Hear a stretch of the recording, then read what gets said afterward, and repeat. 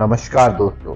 दाऊद इब्राहिम कासकर जिसने साल 1993 में भारत की आर्थिक राजधानी मुंबई में लगातार 12 सीरियल ब्लास्ट किए, जिससे पूरा देश ही नहीं बल्कि पूरी दुनिया दंग रह गई। इसके बाद तो पूरी मुंबई की फिजा ही बदल चुकी थी दोस्तों, और माहौल बहुत ही खराब हो चुका था।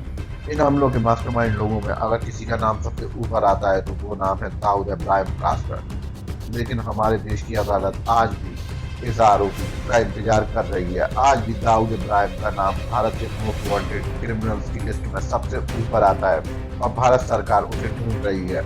हमारी खुफिया एजेंसी रॉ अच्छी तरह जानती है कि दाऊद इब्राहिम खासकर इस वक्त कहाँ है और क्या कर रहा है। उसकी पल पल की खबर रखती है, लेकिन फिर क्या कारण है कि सरकार उसे इस देश में नहीं ला पा रही है? देश का कानून आरोपी को सजा क्यों नहीं दे पा रहा है?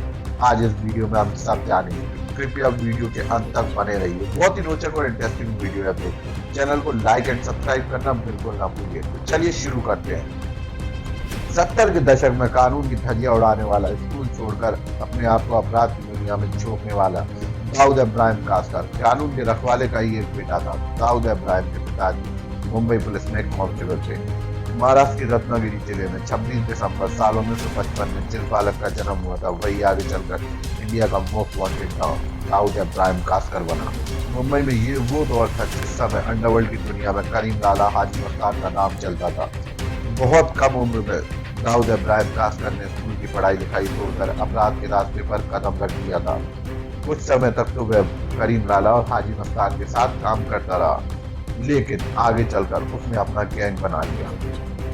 ये दौर 70 के दशक का था जब दाऊद इब्राहिम ने अपनी गैंग बना ली और उसके बाद अपराध के रास्ते पर उसकी रफ्तार और तेज हो गई।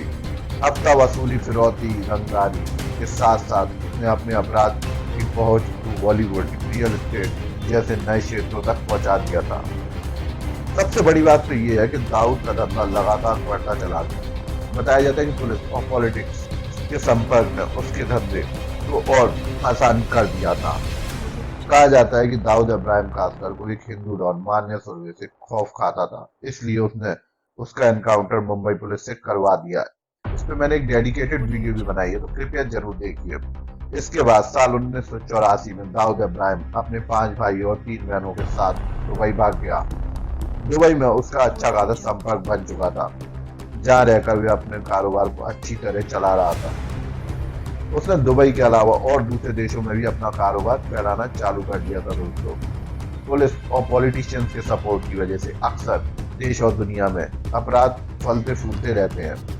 अपराधी जब तक इन लोगों के साथ अच्छे कनेक्शन बना के रखता है तब तक उसका धंधा बहुत अच्छा चलता है। लेकिन आगे चलकर दाऊद इब्राहिम को यह लगने लगा कि अब हिंदुस्तान में उसका सपोर्ट नेटवर्क वीक हो रहा है, तो उसने अपने आप को हमेशा के लिए दुबई में शिफ्ट कर दिया। आगे चलकर दाऊद इब्राहिम का संपर्क लश्कर तैयबा जैसे आतंकवादी गुटों के साथ हो गया और फिर दाऊद इब्राहिम का दुबई में रहना भी मुश्किल हो चुका था दोस्तों। उसे वहां भी अपने लिए खतरा महसूस होने लगा। तब वह Pakistan the land of terrorism ISI के सुरक्षित ठिकाने में पहुंचा, जहां पाकिस्तान एक सिक्योर प्लेस थी उसके रहने के लिए, जहां दाऊद इब्राहिम खासकर बेखौफ होकर रह सकता था। आपको बता दें कि दाऊद इब्राहिम खासकर आज भी कराची पाकिस्तान में एक अरबपति लग्जीरियस लाइफ गुजार रहा है। दाऊद इब्राहिम कासकर के बारे में ये फैक्ट जानकर आप हैरान रह जाएंगे। दाऊद इब्राहिम कासकर कितना अरबपति है, इसका अंदाजा आप इसी चीज से लगा सकते हैं कि दाऊद इब्राहिम कासकर की 40,000 करोड़ की प्रॉपर्टी अभी कुछ दिन पहले लंदन में की गई। आज दाऊद इब्राहिम कासकर का नाम दुनिया के सबसे अमीर अपराधियों की लिस्ट में शामिल है। उसके रुपए और पैसे का ही वो जलवा है कि आज तक वह पाकिस्तान कराची शहर में आराम से और लग्जरियस लाइफ जी रहा है दोस्तों। ऐसा नहीं है कि दाऊद की तमाम गतिविधियों और उसके रहने की जगह से हम अनजान है। हमारी खुफिया एजेंसी रॉ को उसकी लोकेशन के साथ साथ उसकी पल पल की खबर है। लेकिन अब सवाल ये उठता है कि आखिर दाऊद इब्राहिम को भारत लाने में दिक्कत क्या हो रही है। तो आपको बता दूं दोस्तों, जब दाऊद इब्राहिम खासकर हिंदुस्तान छोड़कर गया था उसके बाद से बहुत सी सरकारें आई, मगर इन सरकारों ने दाऊद इब्राहिम को भारत लाने के बारे में कोई खास ध्यान नहीं दिया। इन सब सरकारों ने अपना रवैया भी इग्नोरेंस जैसा ही रखा। एक बात ये भी सामने आती है कि दाऊद इब्राहिम भारत में जब रहा करता था उस समय उसके अच्छे खासे पॉलिटिक्स कनेक्शन थे। इन्हीं पॉलिटिक्स कनेक्शन की वजह से दाऊद अपने धंधे की बैलगाड़ी को बहुत तेज भगा रहा था। अगर आज दाऊद इब्राहिम कास्कर को हिंदुस्तान लाया जाता है तो हो सकता है कि पूछताछ में उन तमाम लोगों के नाम, कुछ ऐसे बड़े नाम खुलकर सामने आए जो आज बड़ी बड़ी पोजीशन पे बैठकर सत्ता चला रहे हैं। तो उनका राज भी खुल सकता है दोस्तों, और उनकी पोल भी खुल सकती है। तो राज की बात अगर राज ही बन जाए तो वही अच्छा है दोस्तों। इसलिए दाऊद इब्राहिम कास्कर को भारत लाने का रवैया सरकार का ढीला ही रहा है, और पॉलिटिक्स विल पावर एक बहुत बड़ी कमी है दोस्तों। इतना बड़ा अपराधी हमारी कानून की पकड़ से बाहर है। सोचिए दोस्तों, दाऊद को भारत न ला पाने के पीछे एक कारण और भी है दोस्तों कि पाकिस्तान की सुरक्षा एजेंसियां दरअसल भारतीय सुरक्षा एजेंसी और खुफिया एजेंसी ड्रॉ के लिए दाऊद इब्राहिम बहुत ही इंपॉर्टेंट फैक्टर बन सकता है दोस्तों, क्योंकि उसके पास अंडरवर्ल्ड टेररिस्ट ऑर्गेनाइजेशन पाकिस्तान की खुफिया एजेंसी ISI से रिलेटेड ऐसी जानकारियां और इंफॉर्मेशन है जिसे हासिल करने के लिए देशों की सिक्योरिटी एजेंसी का काम बहुत आसान हो जाएगा।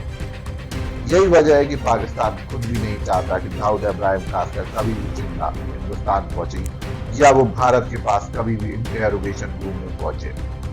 इन तमाम दिक्कतों के बाद एक फुल प्रूफ प्लान बनाया गया था दाऊद इब्राहिम कास्कर को मारने का। आइए जानते हैं। 1993 के बॉम्ब ब्लास्ट के बाद दाऊद इब्राहिम का खास आदमी छोटा राजन उसी गैंग को छोड़ चुका था।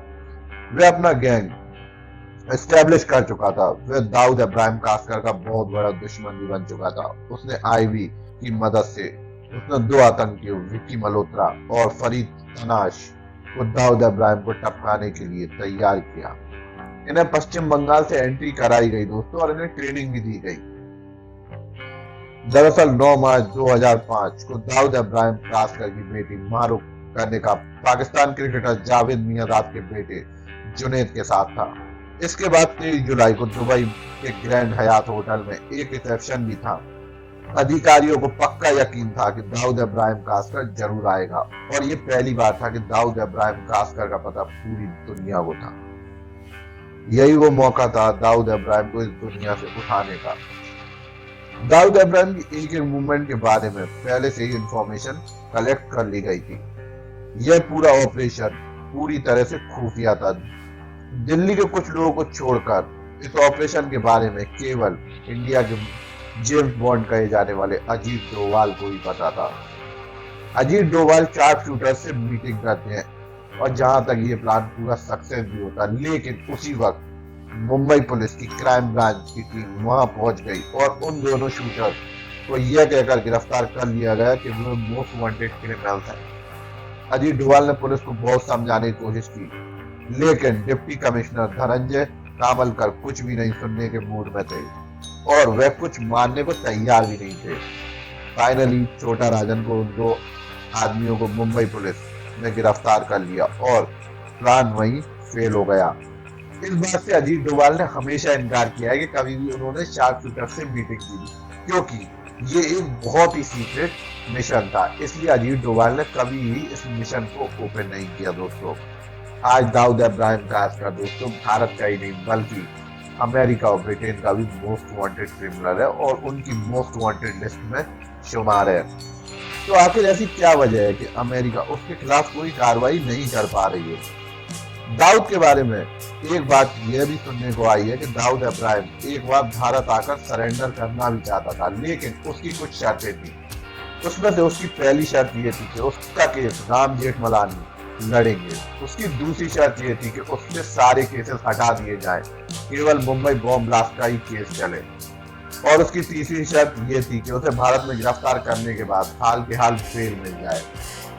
लेकिन उस समय की सरकार ने इन सब शर्तों को मना कर दिया, और दाऊद इब्राहिम कास्कर का सपना भारत आने का हमेशा के लिए बंद हो चुका था दोस्तों। लेकिन अब सवाल ये उठता है दोस्तों, क्या दाऊद इब्राहिम कास्कर को भारत लाया जाएगा? क्या दाऊद इब्राहिम कास्कर को सजा मिल सकेगी? ये मेरे को कमेंट्स में जरूर बताइए।